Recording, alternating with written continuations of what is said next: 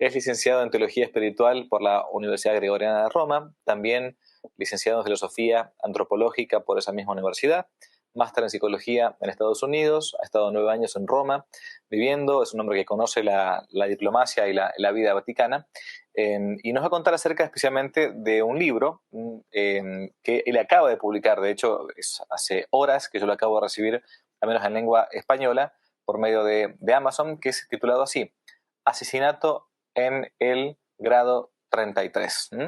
Vamos a intentar hacer de cuenta que no, porque no todo el mundo está obligado a conocer la historia. A los que nos gusta la historia, hemos seguido estos temas quizás desde pequeños. Yo comencé a los 18, 17 años leyendo, por ejemplo, los libros de Malachi Martin, ¿no? Acerca de lo que es más o menos lo que fue la historia del Concilio Vaticano II, aunque él escribía más bien un modo de novela histórica, ¿no? A propósito, porque no podía escribir esos libros con total libertad. Por ejemplo, Vaticano, estoy diciendo la traducción española, El último Papa, hay varios libros así que son bastante buenos para ubicarse un poco desde el punto de vista histórico. Pero usted acaba de publicar un libro que tiene mucha relación con la reciente beatificación de un papa que duró apenas 33 días, si no me equivoco, que fue ni más ni menos que Juan Pablo I, y un poco el contexto de todo esto, ¿no? El libro, entonces, repito, se llama así: Asesinato en el grado 33, la investigación de Gañón sobre la masonería en el Vaticano.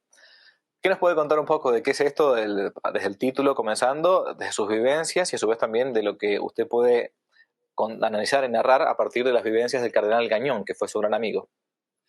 Pues padre, como cada buen autor tiene que tener un libro con un título que llama la atención, ¿verdad? Exacto. Y creo que el título llama la atención. No fue mi idea, pero estuve de acuerdo. La cosa es esta. ¿Dónde empezar? Empezamos más o menos en el año 73, creo. El Papa en aquel entonces era el Papa Pablo VI. El Papa Pablo VI, fue después del segundo Vaticano, del Concilio Vaticano II, y estábamos empezando a ver dificultades. Déjame hablar diplomáticamente, porque normalmente no soy muy diplomático en mi hablar, pero diplomáticamente empezamos a ver que había ciertos problemas, ¿ya? Estaban surgiendo problemas. Y Pablo VI, el Papa, en aquel entonces, en 73, pronunció una frase célebre ya, durante un discurso que estaba dando, dijo: el humo de Satanás ha entrado por alguna fisura en el santuario del Señor. Exacto. Durísima frase. Durísimo. Sí. Creo que fue el primer momento serio cuando él se dio cuenta que él estaba convencido de que las cosas andaban mal.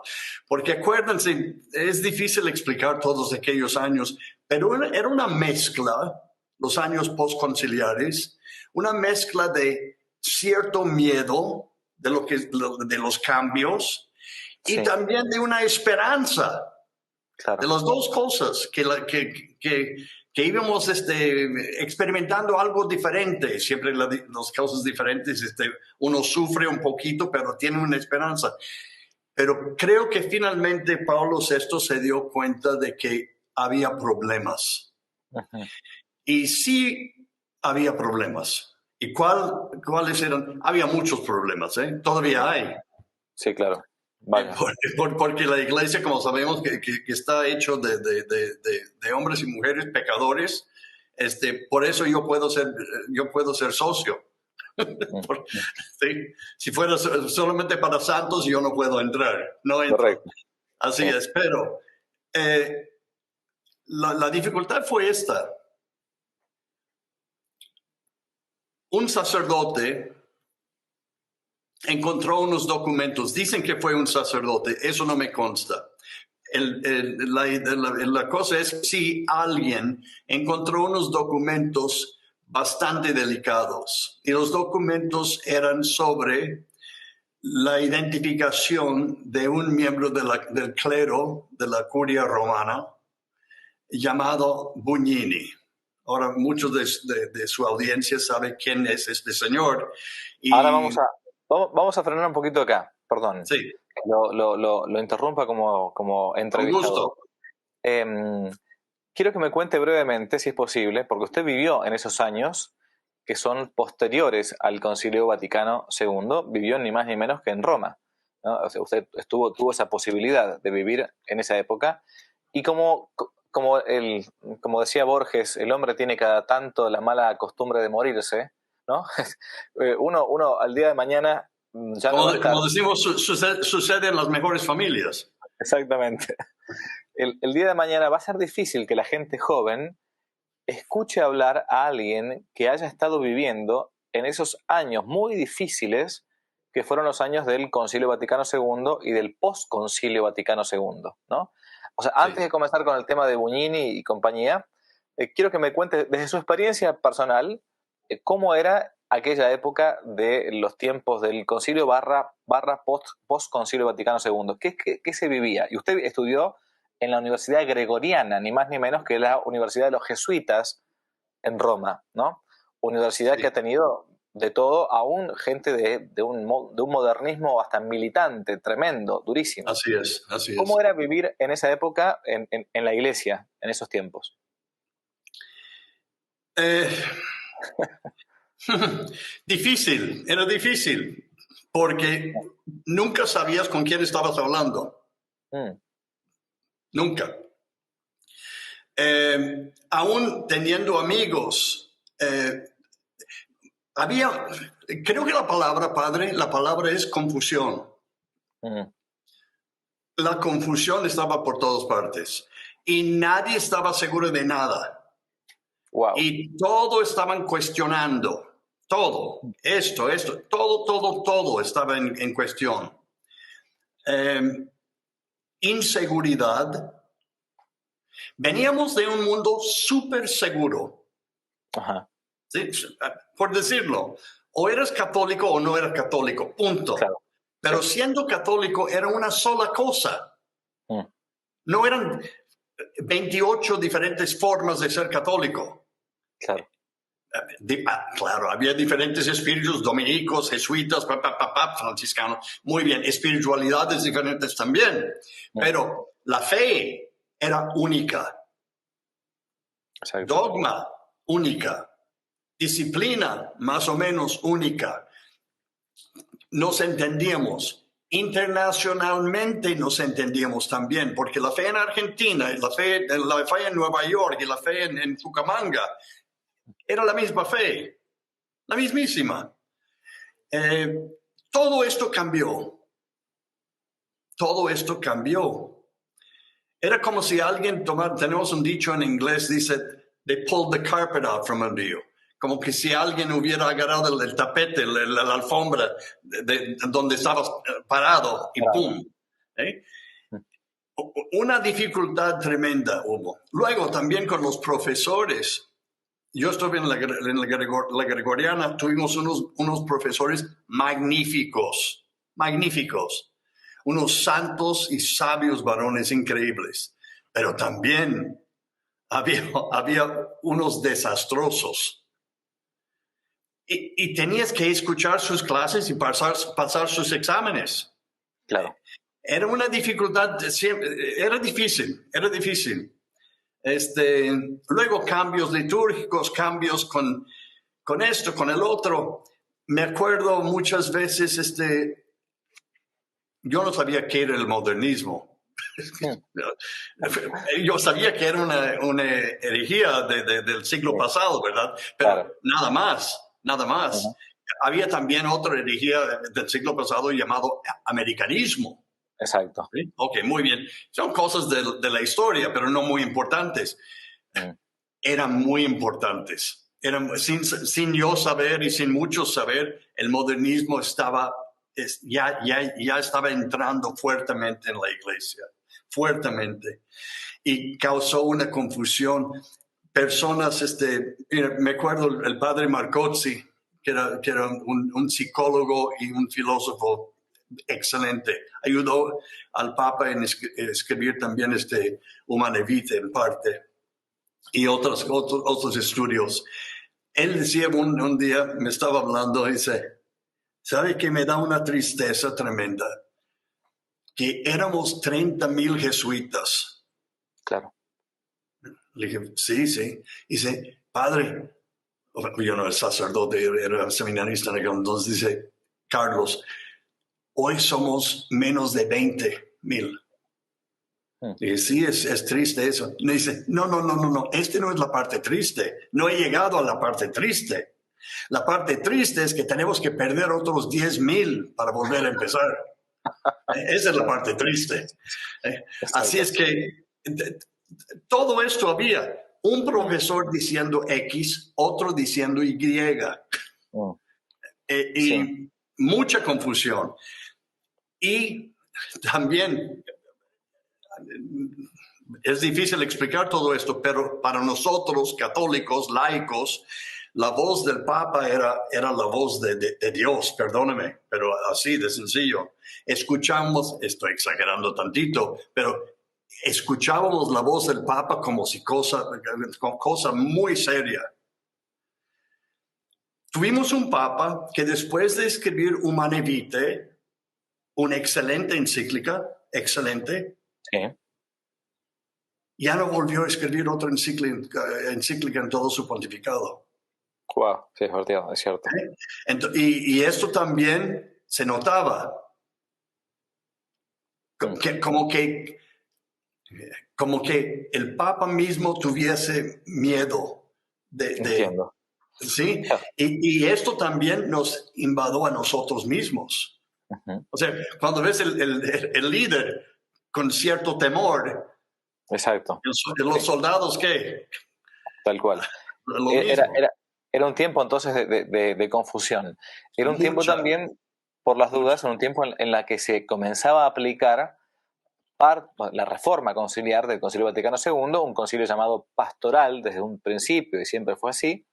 Y entre otras cosas lo que se modificó medio abruptamente, por cierto, y no de modo orgánico, fue la misma liturgia de la Iglesia. La liturgia de la Iglesia siempre ha tenido un desarrollo paulatino, orgánico, basándose siempre en lo que antiguamente se venía haciendo y creyendo, y esta ruptura del cambio litúrgico y esta ruptura también incluso de la libertad que se dio al sacerdote en el momento de la celebración de la Santa Misa, comenzaba a ser que en muchos lados se hiciera una misa de una manera y otra misa de otra. O sea, esto no es de ahora del siglo XXI, ya viene inmediatamente de los primeros años posteriores a la reforma litúrgica.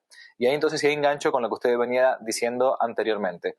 Uno de estos, el principal hacedor de la reforma litúrgica fue un obispo llamado Aníbale Bugnini, del cual estaba hablando don Carlos antes de que yo lo interrumpiese. Entonces ahora sí le cedo la palabra a partir de eso para que podamos seguir adelante. Pero mire, joven sacerdote, qué interrupción tan más fantástica. diste todo un discurso sobre la historia y perfectamente bien. Muy bien, excelente, de verdad, excelente. No. Así es y así fue. Bien. Total. Créeme, tuvimos las liturgias más raras del mundo, empezando en aquel entonces. Y acuérdate también que nosotros tuvimos una disciplina y una creencia que no permitía, todo lo que estamos viendo en la liturgia moderna era un pecado hace 5 años. Pecado mortal. Imagínense, era pecado mortal tocar la sagrada hostia. Claro. Pecado mortal. Sí. Tenías que confesarlo antes de poder comulgar. Y ahora están dando la comunión en la mano y todavía la ley marca que es un pecado mortal. Es un sacrilegio. Era un sacrilegio en la ley todavía decía esto y este era un desastre. Y el que se encargaba de todo este circo de desastre era Bugnini. Ujú. ¿Cuál era el Y cargo de Buñini? ¿Cuál era el cargo de Buñini? era secretario. Cuando yo digo secretario, estoy hablando del encargado.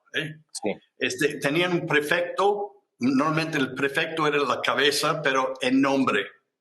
sí. Pero el secretario era aquel que hizo el trabajo. Él era el encargado de la liturgia, de la reforma de la liturgia. Ahora, Ujú. vamos al concilio. Y Sí, esta fue la confusión. El concilio dice, y todavía lo sigue diciendo, porque ahí están los documentos, dice que había necesidad de ciertos cambios en la misa, sobre todo en los sacramentos. Ciertos cambios. ¿Cuáles eran estos cambios? Yo era muy amigo de una religiosa llamada Pascalina, la mm, Madre sí, Pascalina. También escribí un libro sobre ella. No estoy vendiendo libros, esa no es la idea, pero la Madre Pascalina y yo éramos muy amigos durante 8 años. Yo iba con ella 2 o 3 veces al mes y lo llevaba a diferentes partes. Ella era secretario personal del Papa Pío XII. Ahora, por eso lo menciono porque ella fue mi punto de referencia en muchas cosas. Cuando yo tenía una duda de X, le preguntaba a ella. Ella misma me dijo, el Papa Pío XII había estudiado y preparado el Concilio Vaticano II. No sé si me dijo 3 años o 5 años. ujú, Y son palabras de ellas textuales. Me dijo, y decidió no llamar el concilio. ujú. Y le pregunté, ¿por qué?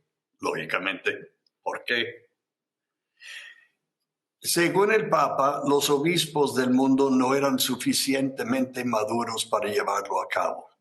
Mm, Curioso, ¿eh? mire, Curioso. ujú, Ok, bien. Juan 23 llegó y llamó el concilio, pero mucha de la preparación ya estaba hecha. claro. Ok, bien. Necesidad de cambiar la liturgia, ¿en qué forma? El concilio dice que sobre todo en la palabra de Dios, tener la palabra de Dios, las lecturas, las primeras lecturas del Antiguo, Nuevo Testamento y el Evangelio en el lenguaje entendible de la gente. ¿Quién no está de acuerdo con eso? Yo creo que todo el mundo está de acuerdo. Totalmente. También para nosotros escuchándolo, excelente, Sí, sí, porque sí, sí. uno iba a misa en latín, entendíamos todo lo de la misa, pero no entendíamos las lecturas. Al no Ujú, tener un misal, claro. siguiendo, ¿verdad? Pero entonces, tener el vernáculo de la lengua del pueblo en las lecturas, fantástico, Ujú. fantástico. Pero luego dice el concilio, y estamos hablando de 2.800 obispos, de acuerdo con eso. Sí. Ni una palabra del canon romano se puede tocar. Ujú, Nada. Y queda el canon romano en latín. Punto. Eso es intocable. Ahora, solamente para tu audiencia, padre, ¿por qué es intocable? Porque la misa tiene 1.700 años. Algunos dicen que más todavía ujú. por los apóstoles. No cambiamos nada. Orgánicamente creció, se desarrolló solo. Y la misa, es intocable. El canon de la misa, algunas partes del canon de la misa van a los apóstoles. Claro. Ok, no hay que tocar nada de eso. Entonces Bugnini, modernista a morir, dijo, bueno, a lo mejor no se puede cambiar el canon romano. Ujú, Entonces, vamos inventando otros cánones. ujú. Bueno, te lo puedo asegurar de que ningún obispo en el concilio había imaginado eso. Para que la, para, para, Cánones. para, para que la gente entienda, la palabra canon significa regla. En griego y en latín quedó así como la regla, ¿no? Lo que queda fijo. Y hoy por hoy el canon de la misa se conoce en la misa nueva, Novus Ordo, como el canon romano, el que la gente entiende como esa plegaria eucarística la más larga, donde el cura nombra a los santos, a los mártires, etc. En el Concilio Vaticano II se colocaron otras plegarias eucarísticas. Por ejemplo, la más corta que muchísimos curas hacen, Santo eres en verdad, Señor, fuente de toda santidad. Entonces coloca las manos sobre las ofrendas. Esa es una plegaria eucarística, ¿no? La plegaria eucarística número 2. La primera es el canon romano, el largo, con alguna mínima variación. Después está otra plegaria eucarística, la plegaria eucarística número 3 o la número 4. Bueno, en fin, y hay otras más también para ocasiones especiales. Pero antes, en la misa tradicional, es siempre la misma plegaria eucarística, el llamado el canon romano, donde siempre se repite lo mismo, pero no porque la Iglesia no quiera innovar o no quiera corregir algo, o no quiera progresar. Es porque esto viene de tradición hasta apostólica, ¿no? Por eso es que no hace falta ser un ingenio para querer cambiar lo que siempre se ha entendido en toda la tradición, incluso litúrgica de la Iglesia. En el Concilio Vaticano II se modificaron, se cambió o se inventaron nuevas plegarias eucarísticas, que es lo que dice Don Carlos, ¿no? Y entonces el encargado fue este secretario, encargado de la liturgia, Aníbal Bugnini, obispo. Bien, ¿y por qué dice usted que era un obispo modernista o progresista, como le decimos ahora? Bueno, luego entramos en la problemática, ¿verdad? Digo que era modernista porque, en primer lugar, porque era. En segundo lugar, porque él tomó lo que el concilio y lo manipuló a su manera. ¿Sí? Tú puedes pensar que tuvo buenas intenciones, etcétera, etcétera. Yo no soy de esa opinión, pero cada quien es lo suyo. Sin embargo, por ejemplo, para crear una nueva misa, y eso es lo que también la gente no entiende, porque la misa moderna no es solamente la misa traducida en inglés o en español o en francés, es otra misa, es otra cosa. ¿Estoy diciendo que la misa moderna es inválida? Absolutamente no. No estoy diciendo eso de ninguna manera, porque la validez está en las palabras de consagración que quedaron iguales. ¿Okay? Sí. Este no es el argumento. El argumento es el espíritu, el contexto, el contenido alrededor de la misa que predica otra cosa. ¿Y qué es lo que está predicando? Básicamente, lo que hemos perdido es la línea vertical. Exacto. Mi parecer, ¿ok? Esa es mi opinión. Totalmente de acuerdo. Se ha perdido, es confuso. Y hemos dado mucha importancia la línea horizontal, la fraternidad, la igualdad. Dame tu mano, yo te doy la mía y vamos y cantamos y todo muy bonito y todo está bien. Eso no es esto. Y la religión nuestra tiene por símbolo una cruz. Tenemos las dos cosas. No a la exclusión ni una a la otra. Las dos cosas.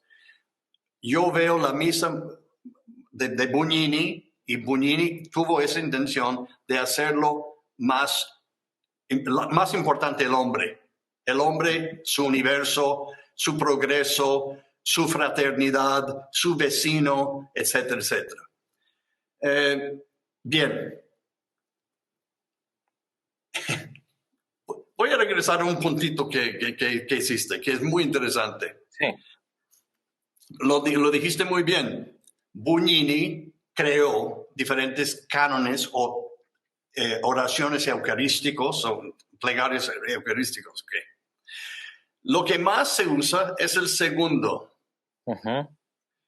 ¿Por qué, padre? ¿Por qué se usa el segundo con más frecuencia? Supongo que porque los curas creen que es porque es el más corto. Perfecto, ya lo atinaste.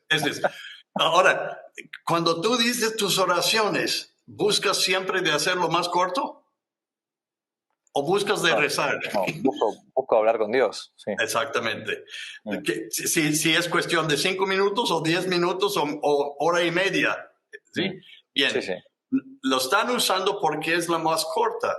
Luego, Bugnini dijo, pero tienen que entender, y te va a gustar mucho eso, padre, tú ya lo sabes como historiador, tienen que entender que es el canon más antiguo. Ah, caray. El plegario número 2 es el canon más antiguo que el canon romano. Válgame Dios. ¿Cómo es posible? Sí. San Policarpo, San Hipólito, lo escribió en Roma. Tú lo puedes leer, puedes leer todo eso. Mentira. Finalmente tuvimos uno de su comité que trabajó con él, con Bugnini, durante años, Luis Boyer, que yo lo conocí en San Francisco, excelente hombre, que no solamente se convirtió del protestantismo al catolicismo, sino también se convirtió del modernista a católico antes de morir. Y se dio cuenta del mal, de muchas cosas malas que habían hecho. Y él dijo de Bugnini 1000 cosas, pero no nos importa su persona tanto así, o que ataques así. Pero dijo que no anda diciendo que es el canon número 2 o la plegaria número 2 es la más histórica, etc. Dice, yo lo escribí en un restaurante en Trastevere comiendo una pizza. Exactamente. ¿Qué? Dice, yo lo escribí porque tenía que ponerlo en su escritorio. Me habló enojado porque tenía que estar en su escritorio a las 10 de la mañana el día siguiente. Entonces tomé pluma, etcétera, etcétera, y compusimos, él y otro, compusimos el canon número 2. Sí. Eso lo leí yo en un libro de Williams. Padre mío. Padre mío. No más. Sí. Este fue los cambios oficiales. Imagínate los cambios no oficiales de cada sacerdote. Sí. Me hizo reír mucho cuando estuve leyendo lo que escribió el Papa Francisco no hace mucho, cuando escribió que tenemos una sola misa, ¿sí? No 2 formas, una sola que Bueno, yo estuve con otros sacerdotes, nos pusimos a reír y dije, ¿tú conoces esta una sola? Porque yo voy a cada misa de cada cura es diferente. ¿Cuál es la una sola? Sí. Absurdo. Sí. De todos modos, una confusión puso Bugnini en todo. Luego empezó a cambiar todos los sacramentos también, etcétera, etcétera. Pero la misa fue cosa fundamental. La reverencia que nosotros tuvimos antes, tú eres jovencito, eres un bebé en el sacerdocio, y imagínate, yo me ordenaron el día que nací, el año que naciste, imagínate. Exacto. Así, pero te lo estoy diciendo que la reverencia que tuvimos en la Santa Misa era única. Imagínate entrar en un templo, en una iglesia, nadie, y no estoy exagerando, nadie hablaba una palabra porque era un pecado. ¿Por qué? Porque no te estabas fijando en el Santísimo Sacramento en el tabernáculo. Por falta de respeto a Jesucristo aquí presente con nosotros, no se hablaba, no se hacía esto, no se jugaba. Era una seriedad, una reverencia, comunión, hincado, tocarlo en la mano, jamás. Tuvimos que ayunar 3 horas antes de recibir la Sagrada Hostia. Si comías algo hace 2 horas y media, no podías comulgar. ¿Y sabes qué? Y yo lo sabía. Ese es punto y aparte. Hago paréntesis aquí, curioso. Te lo estoy diciendo solamente a ti como sacerdote, no a los demás, pero solamente a ti. Fíjate que cuando cambiaron la regla, la norma sobre el ayunar, yo me di cuenta, y era joven, yo tenía como 18 años de edad cuando hicieron eso. Yo dije, está muy mal eso, está muy mal. Y mi padre me preguntó, dice, ¿por qué está mal? ¿Tú qué sabes? Si está diciendo el cura que está muy mal, porque nos están quitando una razón, nos están quitando la posibilidad de no comulgar. Ahora, si no comulgamos es porque estamos en pecado mortal. Claro, es cierto. Me acuerdo, mi papá dijo, nunca lo había pensado. Y yo dije, pues yo tengo 18 años de edad y yo sí lo pensé. Sí. Es verdad eso. Sí, entonces, si no comulgas, estás en pecado. Pues así, quitaron todo lo sagrado. Quitaron todo lo sagrado. Mira. Me acuerdo de historias que durante la persecución en México y en diferentes partes del mundo, donde laicos entraban para salvar el Santísimo Sacramento, ¿sí? Y fueron matados. Y nos quedamos, un laico tocó el Santísimo Sacramento. Un laico. Todo cambió. Mira. Y este cambio fue precisamente para acercarnos más a los protestantes. ¿Cuál es el problema con los protestantes? Muchos problemas. Son buenas personas, conozco muchos son amigos míos, ¿ok? Bien. Pero su problema en cuanto a la fe es lo siguiente. Hay muchos, pero en cuanto a esta cuestión, ellos no creen en la presencia real de nuestro Señor Jesucristo en el Santísimo Sacramento. Punto. Creen que es un símbolo, un signo, representa, pero no es.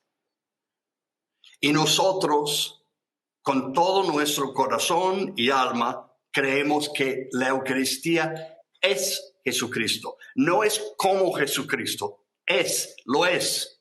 Y yo de verdad, ya soy viejo, pienso más en el más allá que antes. ¿Cómo me encantaría morir defendiendo la Eucaristía? ¿Cómo me encantaría morir después de comulgar? Wow. Sería una cosa tan más fantástica. Y cuando veo la falta de respeto a nuestro Señor en la Eucaristía, pienso en Bugnini, porque él hizo esto a propósito. Lo quiso hacerlo a propósito para acercarnos más a los protestantes. Él quería tener una misa donde protestantes, judíos, musulmanes, etcétera, todo el mundo podía estar cómodo. Pues, acabamos al punto entonces de su propio libro. ¿Cómo se relaciona todo este tema de Bugnini con un asesinato en grado 33, como coloca usted en el libro? ¿De qué trata en concreto el libro? Padre Javier, yo te felicito en anticipación. Si tú de todo eso lo que estamos hablando puedes hacer un programa de media hora, felicidades. Felicidades. Bueno. Vamos a ver. En 74, alguien llegó con el cardenal Dino Staffa. ¿Quién es Dino Staffa? Dino Staffa era el jefe de la Corte Suprema de Estados Unidos, la Señatura Apostólica. Tú eres canonista de Derecho Canónico, tienes doctorado en Derecho Canónico, tú entiendes muy bien lo que es la Señatura Apostólica. En otro programa puedes explicarlo. Pero vamos a llamarlo la Corte Suprema de Estados Unidos. Y Dino Staffa era el número 1 en esta corte.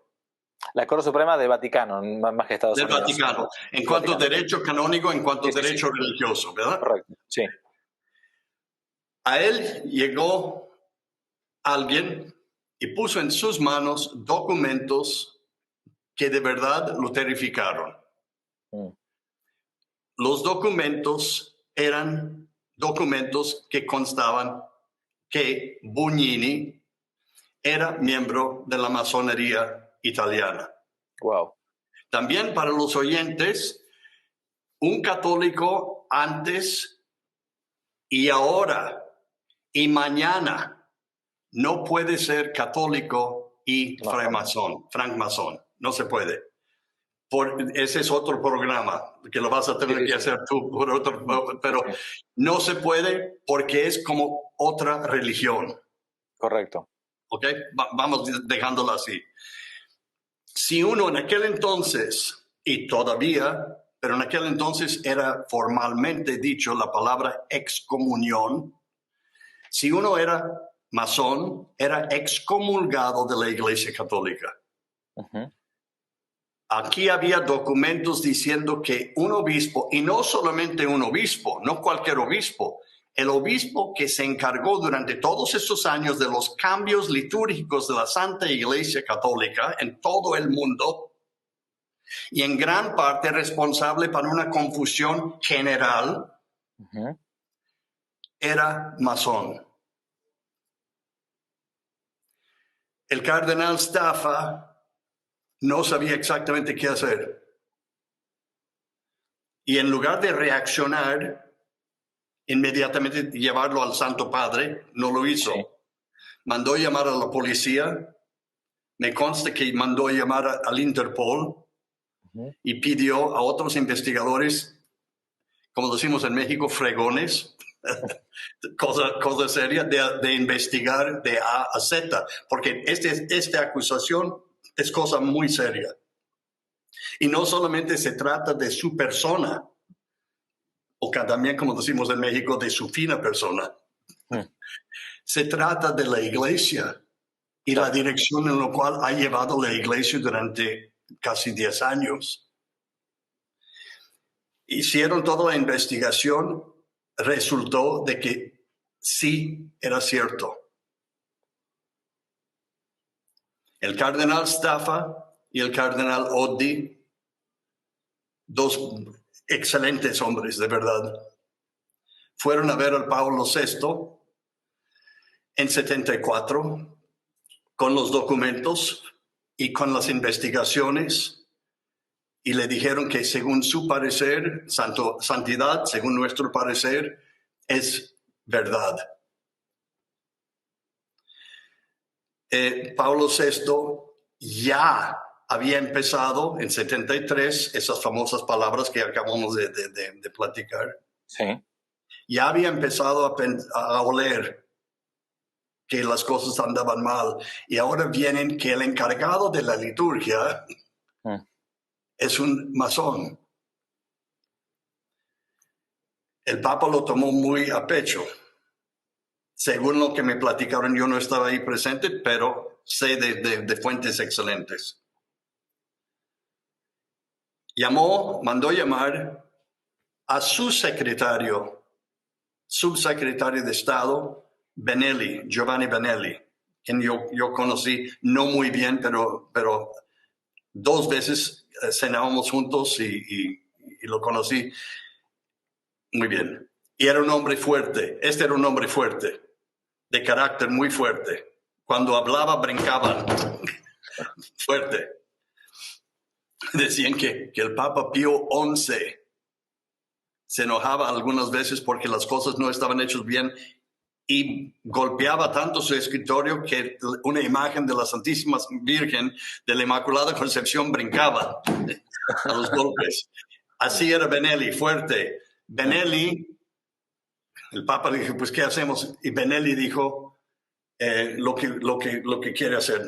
El Papa dijo, yo lo que quiero hacer es ver todo este caso. Dijo Benelli, no hay necesidad de reestudiarlo. Yo he estado hablando con los cardenales Oddi y Staffa, y lo que hicieron es perfectamente bien y creíble, y así es.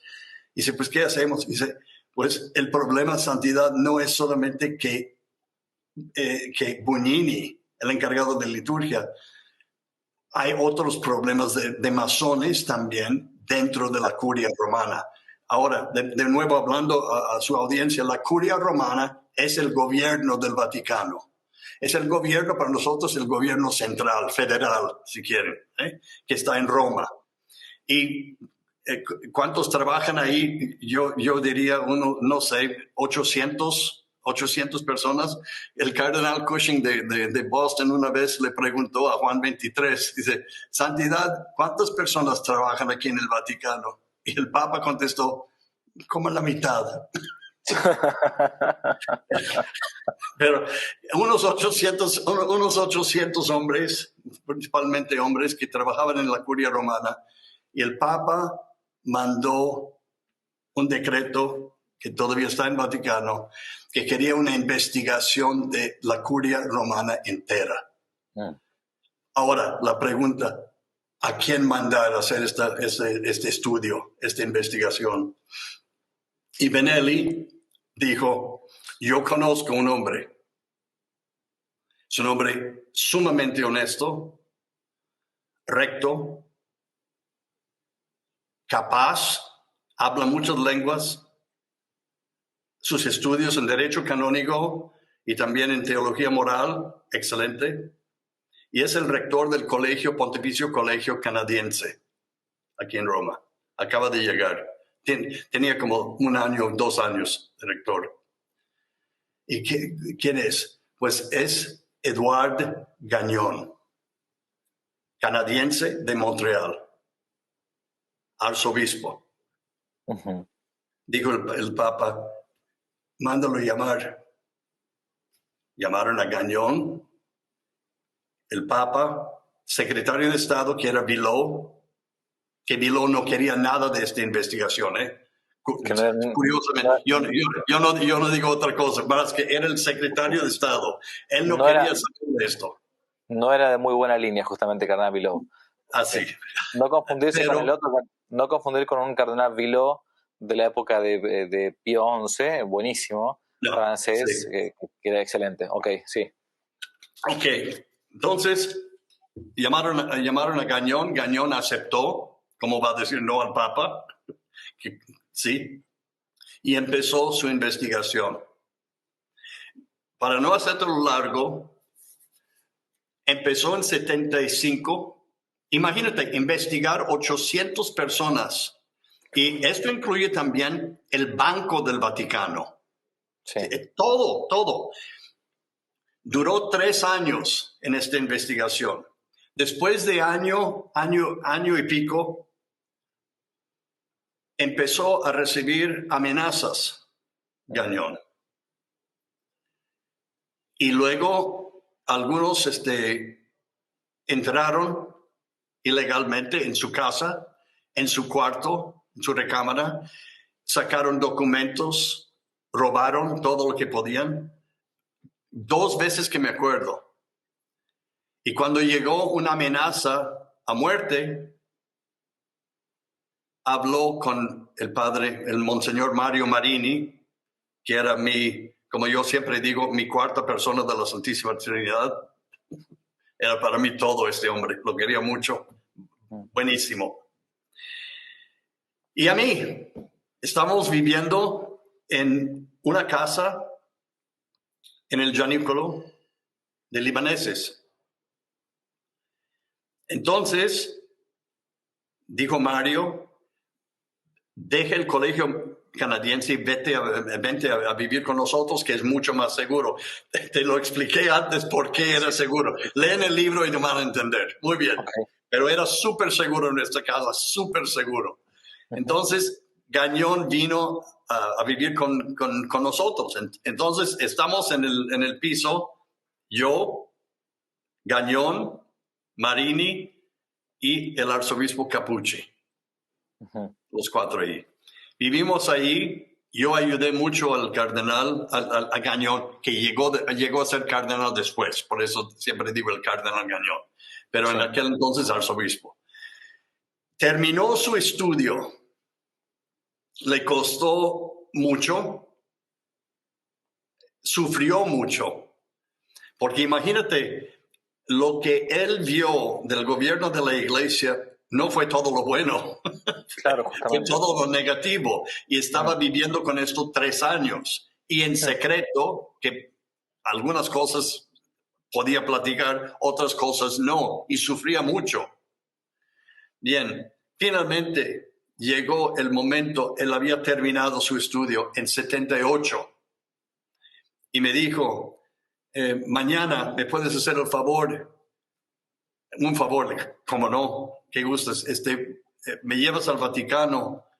Tengo cita con el Papa para presentarle ya los resultados de la investigación de 3 años. ¿Cómo no?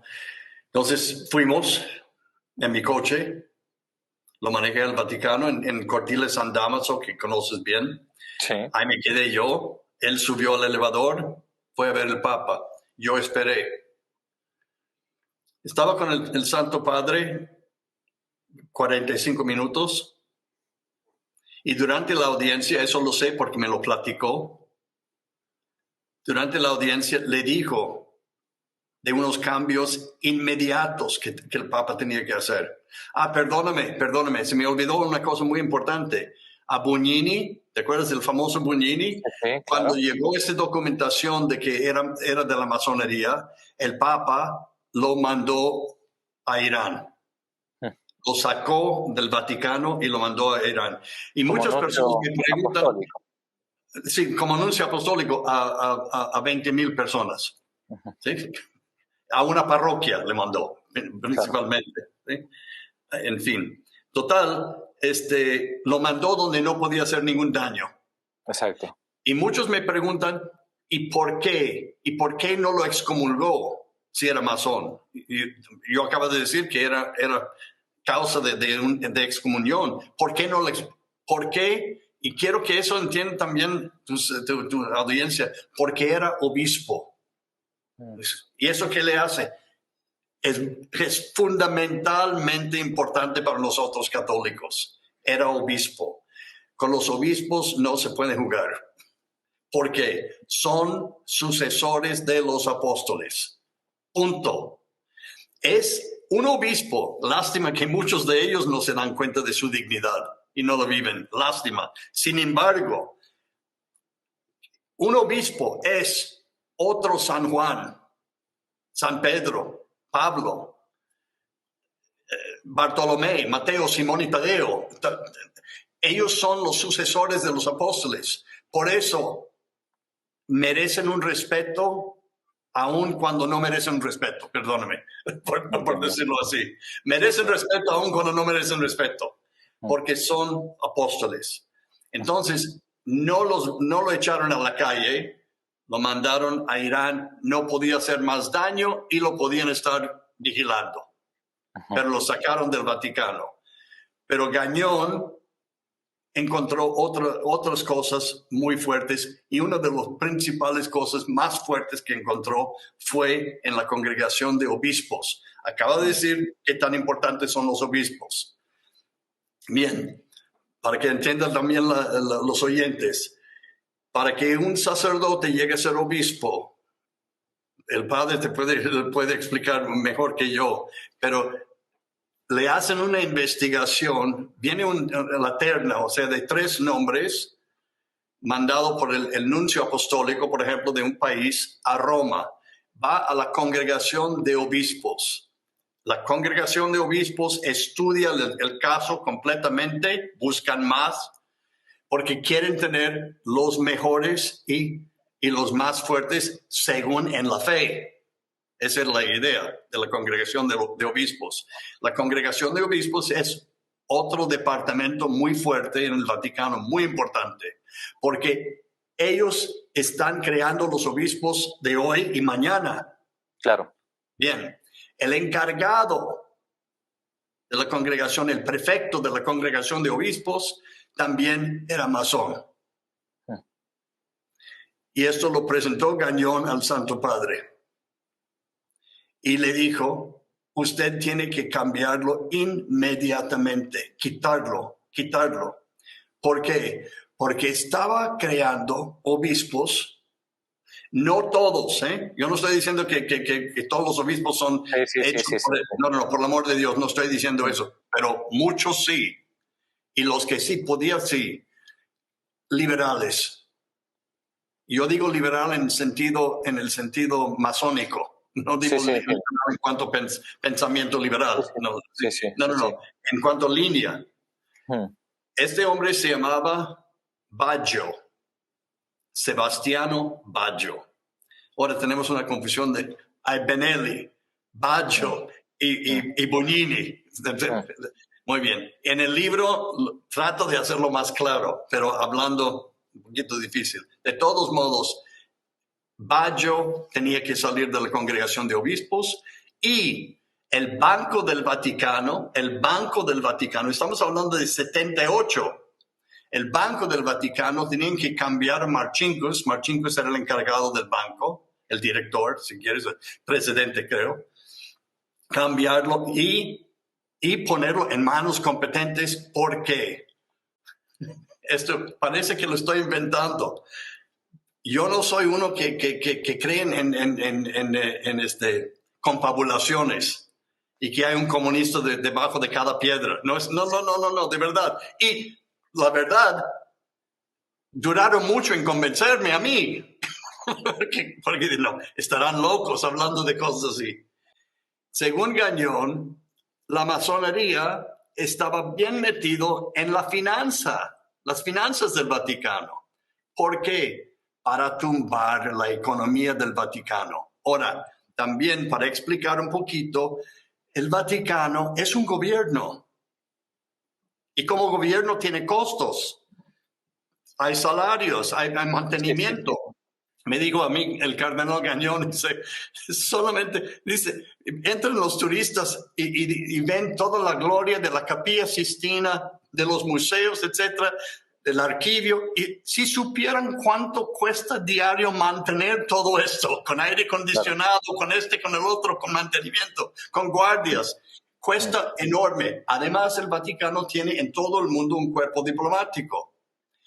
En otras palabras, requiere dinero para manejar todo esto. Y el que diga que no, pues yo no sé cómo explicárselo. Yo no sé en qué planeta vive una persona que piensa que la Iglesia Católica no ocupa dinero. Perdón, pero es absurdo. Sí ocupamos. El Banco Vaticano, dijo Gagnon, estaba en peligro de caer y de fracasar. Bien. Todo esto explicó a Pablo VI. El Papa, yo lo quería mucho al Papa Pablo VI. Era el Papa para mí casi de toda mi vida. Y le ayudé mucho en el servicio de misa, etcétera, muchas veces. Eran 3 tomos. Lo sé porque ayudé a Gagnon ponerlos en orden. Empujó a los 3 tomos de nuevo en dirección de Gagnon, que estaba sentado al otro lado del escritorio en su estudio. Y dijo, yo no puedo. Dijo Gagnon, ¿cómo que usted no puede? Dice, el Papa. Dijo el Papa, no puedo. Pues es santidad. Usted me encargó todo esto, tengo 3 años manejándolo. He hecho enemigos que jamás pensaba posible tener tantos enemigos. ¿Cómo que no puede? Dice, no puedo. Dice, lo dejamos a mi sucesor. Yo no puedo. Y entregó todo de nuevo a Gagnon. Gagnon bajó el elevador, yo estaba ahí esperándolo en coche. Me acuerdo su cara de confusión, él mismo, de confusión. Y regresó con su beliz tan lleno como cuando entró, o sea, no había dejado nada. Bien, estaba un poquito deprimido, Gagnon, y tuvimos que sacarlo para ánimo, etcétera, etcétera. Bueno, no hacerlo largo, a los 2 meses se murió Pablo VI. Chao. Entonces, sí sabía él interiormente que de verdad energía no tenía, no podía. Y en cierta forma, pues le concedo razón. Sí. ¿Cuál es el problema ahora? Ahora hay otro problema.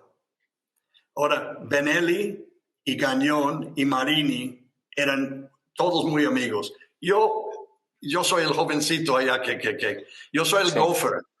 Go for this, go for that. 3 años de eso, como no. Yo tenía 20, 28 años de edad, 27. Total, ellos estaban de acuerdo y sabían cuál era el problema. Aquí es el problema. El encargado de los obispos, de la congregación de los obispos, Baggio, Cardenal Sebastiano Baggio, fray masón, él había nombrado gran parte de los nuevos electores del Papa. Ujú. O sea, él nombró arzobispos en lugares que el arzobispo iba a llegar a ser cardenal. Correcto. Okay. Entonces, muchos de estos lugares, como el Papa, quería que la curia y también el colegio cardenal de los cardenales fuera más internacional. Pues muy bien, nombraron cardenales que no conocían a Roma. Baggio nombró a estos hombres que después se hicieron cardenales, y después, en sus vacaciones de verano, él iba a visitarlos en África y en Asia, ¿sí? Para que cuando vinieron a Roma, conocieron a Baggio, soy tu amigo, aquí estoy, ¿ok? Claro. Bien, no acepto lo largo, el cónclave. En esto, Benelli, que era arzobispo Benelli, de Secretaría de Estado, poco después de la muerte de Pablo VI, el Papa lo hace cardenal y lo manda a Florencia. Así es que él está en el cónclave. ¿Okay? Ujú. Si no, lo hubieran mandado, quién sabe, no le digo dónde. A Irán.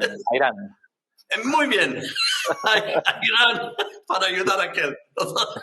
Pero Exacto. él regresó como fuertemente en el cónclave.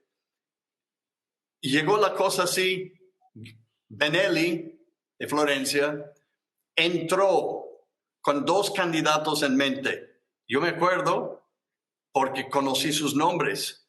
Sí. De Wojtyła y Luciani. Ja. Luciani y Wojtyła. Luciani y Wojtyła. 2. Entró. Benelli estaba ganando en la votación. Aquí quiero hablar un momento a los tradicionalistas, a los muy tradicionalistas, a los muy conservadores. Para explicarles una cosa, y lo pueden ver y pueden entender en lo que voy a decir. A veces, we cut off our nose to spite our face. Nos hacemos daño. Mira, no me gusta mi cara, así es que voy a cortar mis narices para enseñar mi cara algo. Me hago daño. Había un conservador, excelente hombre, no digo que no, excelente hombre, un santo, Giuseppe Siri. Siri era de Génova. Brillante hombre, era el que Pío XII quería que fuera papa. Siri tenía un fuerte número de votos para ser papa. Benelli tenía otro fuerte número de votos para ser papa.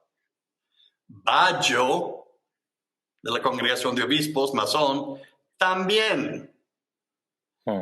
Y estaba aumentando lo suyo y disminuyendo Benelli. Y el conservador tradicionalista, en lugar de ayudar a Benelli a evitar el masón, Sí. no, yo no me muevo aquí. Pues estaba perdiendo sus votos y el masón ganando más. Cuando Benelli vio esto, digo como el mago de su sombrero, sacando el conejo blanco, dice, yo propongo a Albino Luciani, de Venecia. ¿Cómo? Sí, era presidente de la Conferencia Episcopal Italiana, yo trabajé mucho con él, es un hombre excelente, santo varón, digno. Pues empezaron que sí, Se enfureció Baggio sobre todo porque vio su oportunidad, ¿eh? Y no le gustó tampoco al otro, pero a Siri, pero a todos vieron, sí es un candidato que va de acuerdo con todo. Muy bien, sale elegido. Ujú. El pobre hombre, eso sí que era un santo, era un santo. Ser papa, te puedo asegurar, Pater, que él hubiera sido más contento. El Papa tomó el nombre Juan Pablo I, ¿verdad? Sí. Juan Pablo I hubiera sido mucho más contento siendo un párroco en un pueblito de Veneto. Palabra, era su encanto. Pero porque era tan bueno y tan bueno, siguieron subiendo. Ok. Él cuando salió elegido le dijo a Benelli, tú vas a ser mi secretario de Estado. No me dejes aquí solo con esto. Sí. Por cierto, era muy joven Luciani cuando subió el papado. Era muy joven y también Benelli era joven. Uh-huh. Benelli tenía 58 años de edad. ¿Okay? Claro. Luego me explicó Gagnon, dice, mire, es como en tiempos del Papa Pío X. Pío X también llegó de Venecia. Fue elegido, era patriarca, arzobispo de Venecia y lo eligieron papa. Cuando él fue elegido papa, Pío X sabía que Pío X lo describen muchos, todavía tenía tierra debajo de las uñas. Era un campesino, era un hombre del campo, era un hombre fuerte, pero así, culto no era, en el sentido de cultura alta. Pero era un hombre sabio. Inmediatamente escogió a Rav de Meri del Val como su secretario de Estado. Dice, claro, lo que yo no sé, este hombre sabe. Y juntos podemos arreglar. Okay. Hicieron un equipo fantástico los dos. Un fantástico. Luciani quería hacer lo mismo. Entonces invitó a Benelli a ser su secretario de Estado. Benelli habló con él el día siguiente. Dice, con mucho gusto. 2 condiciones, Santo Padre. Primera cosa, vas a llamar al arzobispo Gagnon. Siéntate con él y él te va a explicar cómo está tu gobierno. Claro. Okay. Segunda cosa, Santidad. Tienes que quitar al cardenal Baggio cuanto antes de la congregación de obispos. Ya. ¿Por qué no lo haces tú? Dice, hazlo tú, Giovanni. Dice, tú lo puedes hacer. Dice, no, Santo Padre, con todo debido respeto, usted lo tiene que hacer y usted lo tiene que hacer como papa y punto. Y es su primer fuerte decisión como papa en su pontificado. Y esto va a marcar todo el resto del pontificado, Santidad. Ok. Habló con Gagnon. ¿Cómo lo sé? Yo manejé Gagnon de nuevo a esta junta. ¿Ok? Lo esperé en el mismo lugar, en el Cortile San Damaso. Estaba con el Papa como 1 hora, le explicó todo y le entregó toda la documentación. Y dijo, Santidad, tiene que quitar el encargado del banco, que es Marcinkus, inmediatamente. Y antes de él, por el bien de la iglesia y de la fe católica, tiene que sacar al cardenal Baggio de la congregación de obispos, porque están nombrando obispos horribles. Y ya estamos teniendo problemas con ellos porque no están manteniendo la misma fe.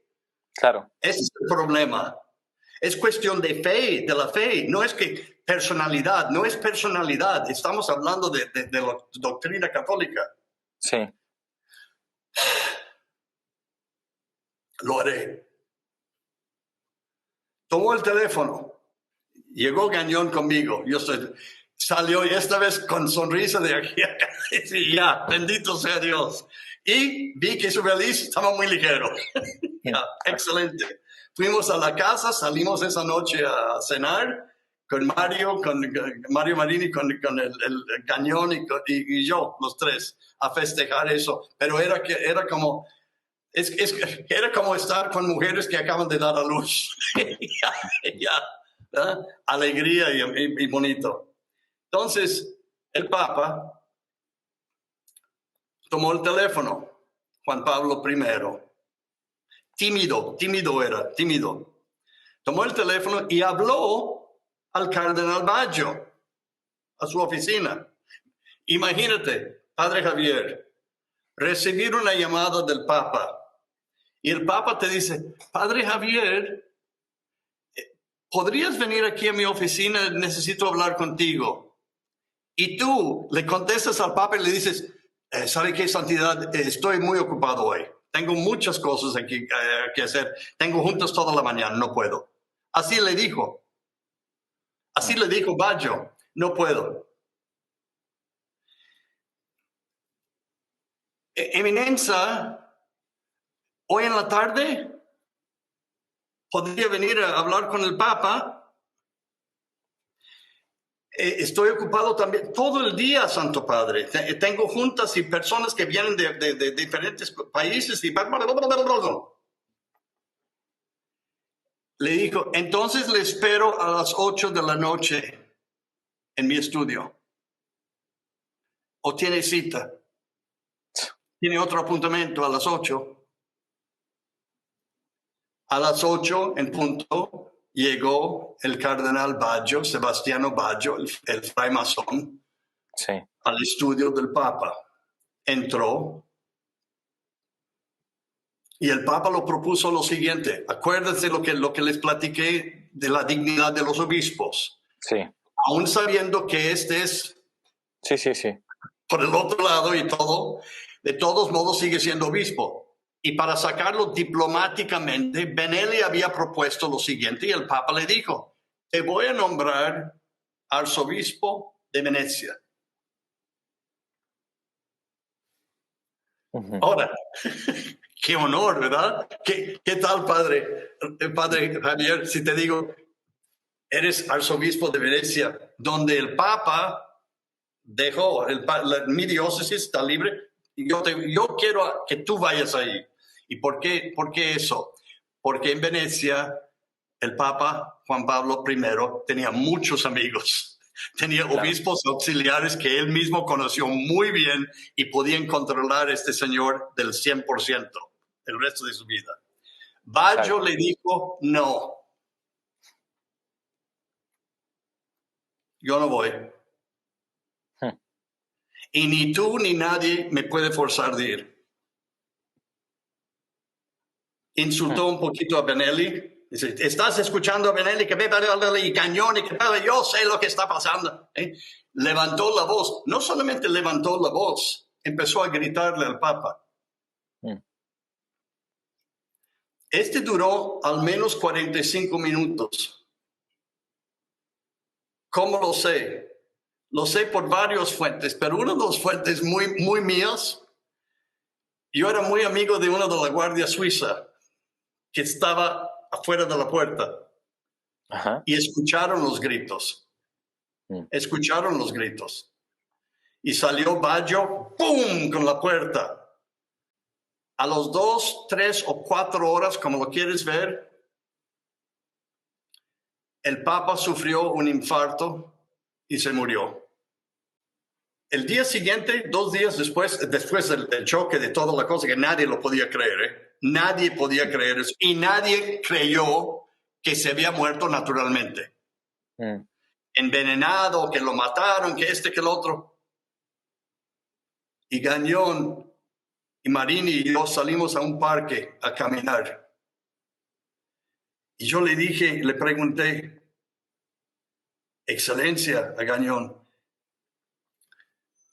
¿usted de verdad cree que lo hayan matado?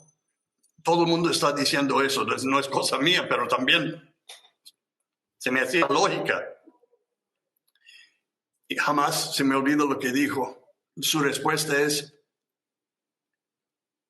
hay muchas maneras de matar a un hombre.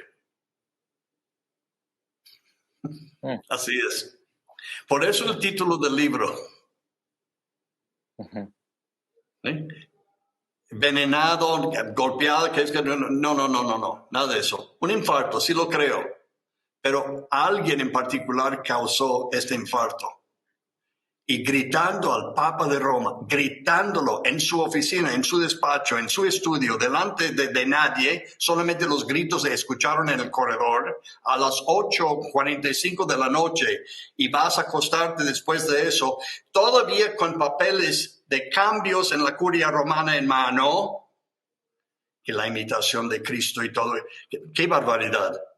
Los del Vaticano son sus peores enemigos, sus propios enemigos. Inventaron historias y luego tuvieron que desdichar todo y cambiar todo. Está el famoso, usted conoce seguramente el famoso libro de David Yalop. Yo lo leí cuando era chico, digamos, ¿no? Era joven, Por voluntad de Dios, creo que se llamaba, acerca del supuesto asesinato de Juan Pablo I. Entonces, ¿usted cree que esas cosas, que esas hipótesis no son verídicas? No, no son. No son. Yo de verdad creo, Gañón cree lo mismo, Benelli cree lo mismo. Y si alguien podía haber dicho, fue envenenado, fue matado, así, sería Benelli. Claro. No. Ujú. No. Pero que alguien causó su muerte, eso sí. Un evento o una persona. Y el evento y la persona se llama Baggio. Punto. Entendido. Así es. Bien. Otra lección. Mm. Sale la misma cosa, la misma dinámica, y de repente, de nuevo, Benelli de Florencia saca otro conejo blanco del sombrero mágico y dice, Wojtyła. Yo estuve en la plaza de San Pedro y cuando escuché a Felici, que me ordenó sacerdote, Pericle Felici, dice, Annuncio vobis gaudium magnum, habemus papam. Reverentissimo Domini, reverentissimo Wojtyła. Todo el mundo alrededor de mí dice, un africano, el Papa es un africano. Le dije, no, polaco. No, ¿cuál polaco? Dice, luego salió Karl Wojtyła. ¿Okay? Bien. ¿Qué sucede? Hay que repetir todo de nuevo. Entonces, Wojtyła le pide a Benelli de ser su secretario de Estado. Pero antes dice, vamos nombrando todo el mundo a su lugar. Que se quede cada quien en su lugar. El encargado de esto que se queda, incluyendo Baggio, todo el mundo. ¿Por qué? Porque el cardenal Villot, que era secretario de Estado, tenía cáncer y se estaba muriendo. Y se le hacía, Juan Pablo II de verdad es un santo. También Juan Pablo I y también Pablo VI, los tres de verdad eran hombres buenísimos. Y en un tiempo de confusión tremenda. Muchos los critican que hubiera hecho esto, no tomaron en cuenta todas las presiones que tenían estos hombres, que eran tremendas. Juan Pablo II no quería insultar a Villot. Uh-huh. Estaba muriendo de cáncer, déjalo que se muera de cáncer, punto. Pero después murió Villot y en lugar de nombrar a Benelli de Florencia, como había prometido o pedido, nombra el segundo Casaroli. Benelli estaba completamente, dijo, el Papa puede hacer lo que quiere, nomás, ok, muy bien. Nada cambió. Para que los oyentes también escuchen eso. En la política, sale elegido un nuevo presidente. ¿Tú piensas por un segundo que el nuevo presidente va a seguir adelante con el gobierno pasado? ¿Con el vicepresidente del anterior? ¿Con el encargado de ese? Claro que no, pone todo su gente nuevo, gente de su confianza. Juan Pablo II nombró a todo el mundo que se quedase. Error fatal. Error fatal. Casi le costó la vida. Por poco le cuesta la vida. Total, todo el mundo nombrado así, Juan Pablo II llamó al cardenal, al Gañón. Yo sé, ¿cómo sé yo? Lo manejé yo de nuevo. Es la tercera vez que vamos a eso.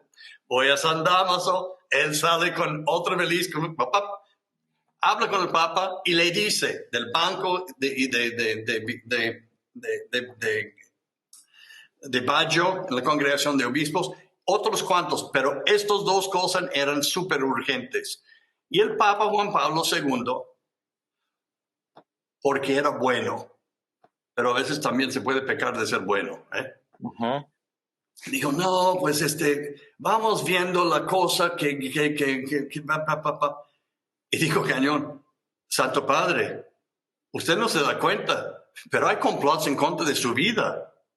En este momento que estamos hablando, no ha hablado con Benelli, te lo puede platicar más. No, que hay que dejar las cosas y tomarlos con calma. Se enojó Gañón tanto, se enojó, se frustró, 3 años trabajando todo esto y te dicen, Claro. ¿Sabe qué? No vamos a hacer nada. No. Tú regresas a tu colegio y no. Yo voy a viajar. Me estoy preparando a ir a México. Quiero ir a México porque, y mire, no es una crítica, porque este hombre hizo cosas tremendas en su pontificado. Su idea del pontificado era predicar directamente la palabra de Dios a toda la humanidad. Y lo hizo. Pero lo hizo con 104 viajes. Nadie sabe la preparación y el tiempo que requiere 104 viajes. Él tenía que aprender el lenguaje de todas las naciones donde iba. El clero, quiénes eran el obispo, quién es el nuncio, quién es todo esto, cada viaje le costaba 2 a 3 meses. Tenía tutores llegando para enseñarle a hablar coreano, para leer el discurso, porque quería, con su personalidad, llevar la palabra de Dios a la humanidad. Y lo hizo muy bien.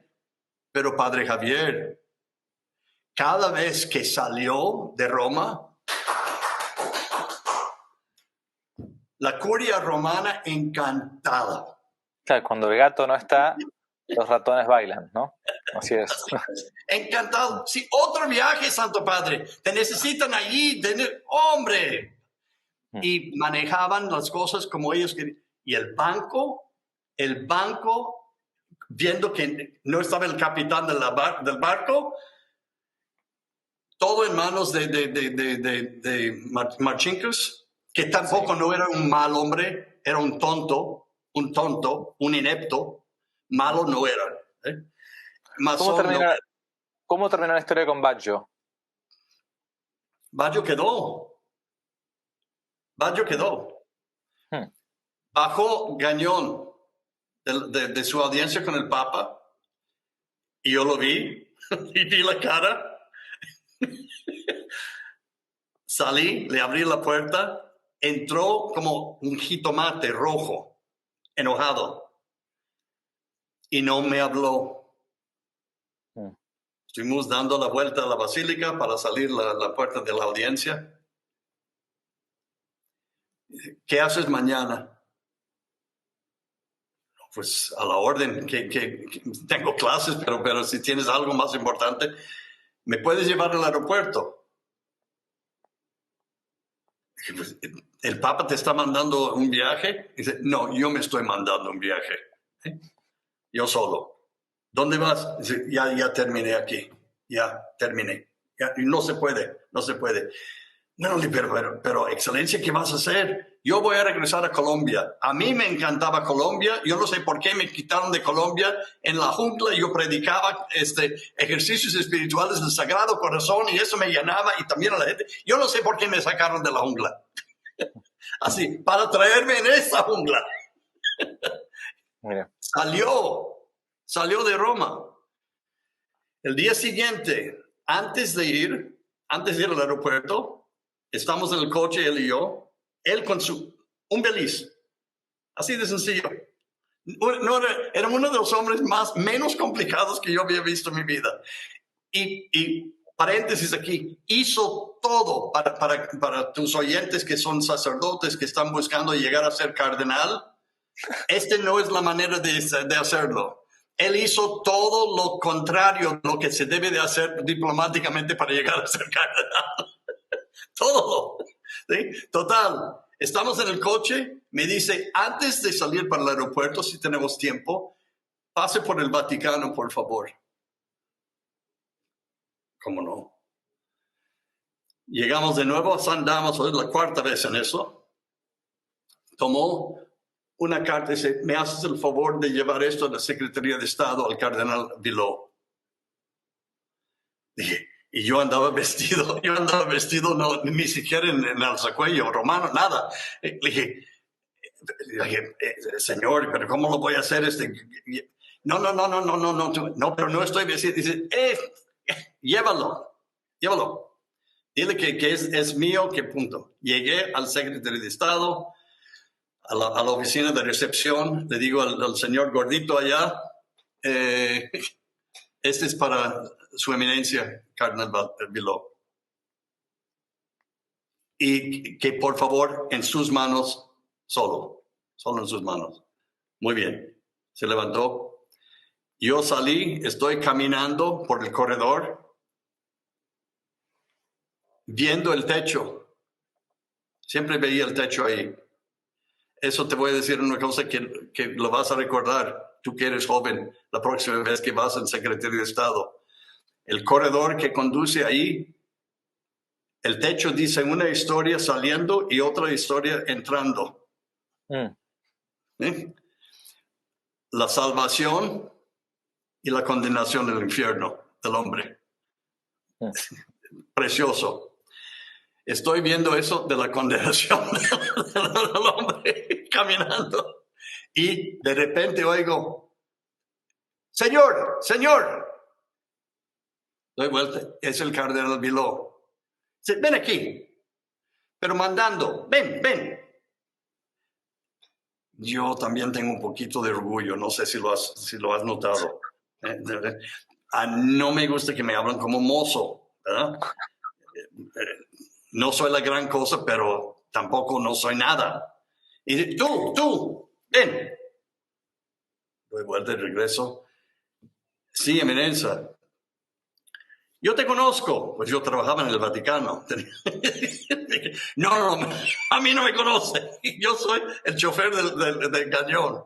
Dice, le dices de venir inmediatamente a mi oficina. Inmediatamente. Le dije, no quiero hablar con usted, por eso me mandó a mí. Le dices que yo, Cardenal Villot, lo quiero en mi oficina en este momento. Le dije, mire, yo le voy a sugerir algo, con todo debido respeto.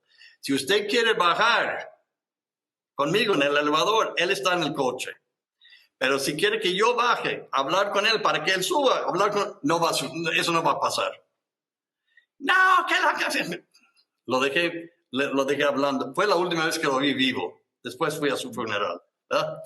Pero entramos en el coche, llevé Gagnon al aeropuerto de Roma, Fiumicino.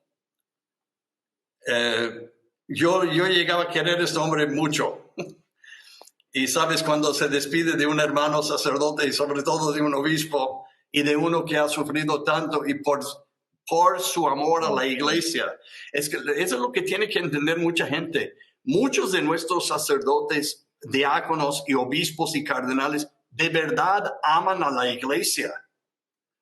Piensen que no, sí lo aman con todo su corazón y sufren mucho por lo que el estado de cosas hoy día y ayer y etcétera. Uh-huh. Él salió. Antes de salir se me olvidó una cosa. Le dijo al Papa, a usted lo van a tratar de matar, Santidad. Ok. Él regresó a Colombia. Yo fui mandado a México.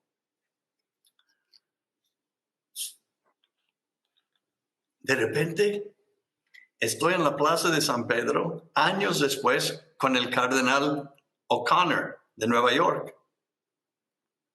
Porque lo iban a hacer cardenal. Entonces, en la misa de cuando recibieron.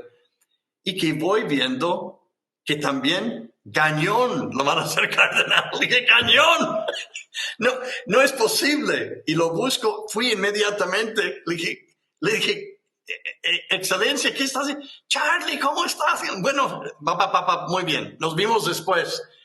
Su familia y todo estaban ahí. Resulta de que cuando trataron de asesinar a Juan Pablo II, el día 13 de mayo de 81, lo llevaron al hospital, casi se murió. Yo creo que a lo mejor la gente no se da cuenta, casi se murió. Uh-huh. Y padre, yo quiero a los italianos, los quiero mucho. Su música, su arte, su poesía, su comida, uh-huh, sus vinos, pero su medicina. El Papa estaba en el hospital Gemelli con los balazos que le dieron. Y no fueron los balazos que lo mataron, que casi lo mataron. Fue que durante la operación le dieron sangre contaminado. Y entró en un estado de shock por hepatitis. Se infectó, se iba a morir de hepatitis. Imagínate. Sí. Lo sé porque el cardenal O'Connor de Nueva York mandó el doctor Kevin Cahill en un avión especial y Kevin Cahill, el doctor Cahill, salvó la vida del Papa. El Papa, sí, recuerdo ese caso, sí. Fantástico. Y Kevin Cahill después me ayudó con muchos niños de México que no podían tener operaciones, etcétera, para cosas en México, los llevé a Nueva York con él. Por eso lo sé. De todos modos, cuando estaba el Papa saliendo de coma, porque estaba inconsciente durante días, dicen, no estuve yo presente, pero dicen que una de sus primeras palabras al Monseñor Stanislao eran, buscan a Gañón. Claro. Lo mandó llamar desde el hospital y lo dijo, quédese aquí en Roma, por orden. Yo no le estoy pidiendo por orden, te quiero aquí en Roma. Y lo hizo cardenal. Y Gañón le dijo, Santidad, el banco y Baggio, dice, con tiempo, pues explotó el banco, tal como Gañón le había dicho, y Baggio de nuevo hizo una furia. Finalmente el Papa lo puso, quitó a Baggio y lo puso encargado de timbres de francobolli. Era el encargado de eso en el Vaticano, pero lo sacó. Y Benelli, imagínate, el Papa había nombrado Benelli secretario de Estado de Florencia al Vaticano en las 61 años de edad. Benelli, más fuerte que un caballo de corso, fuerte. Le pidió de ser secretario de Estado, aceptó.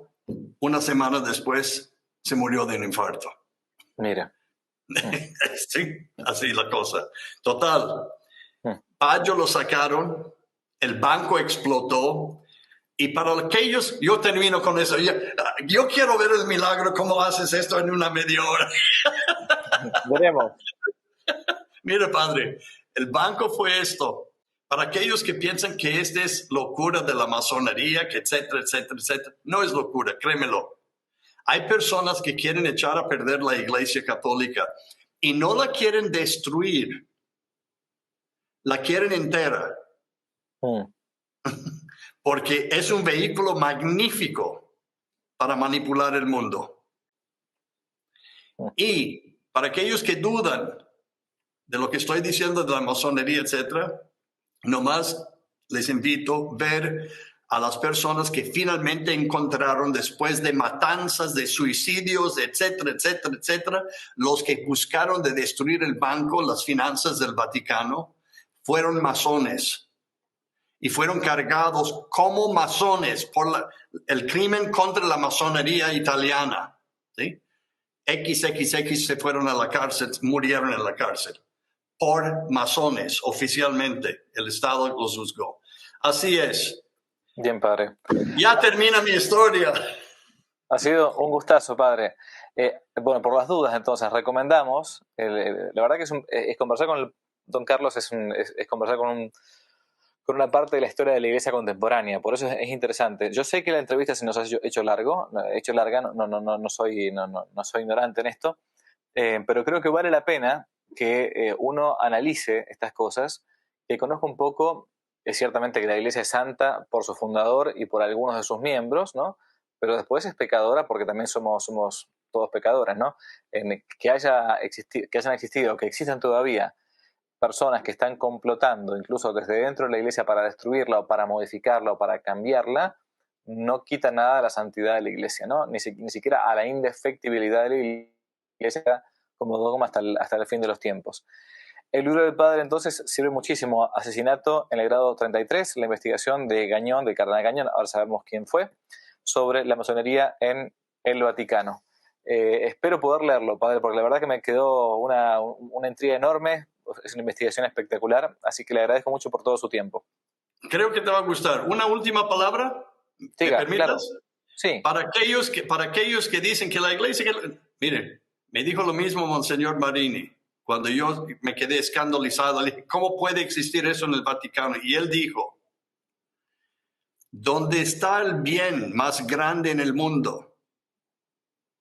¿Tú crees que el mal no va a estar cerca? Así es.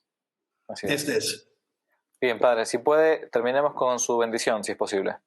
¿Cómo no? Dominus vobiscum. Et cum spiritu tuo. Benedictio Dei omnipotente Patris et Filii et Spiritus Sancti descendet super vos et manet in aeternum. Amén. Amén. Padre, mil gracias. Gracias a usted por todo. Dios los bendiga. Gracias. Ánimo.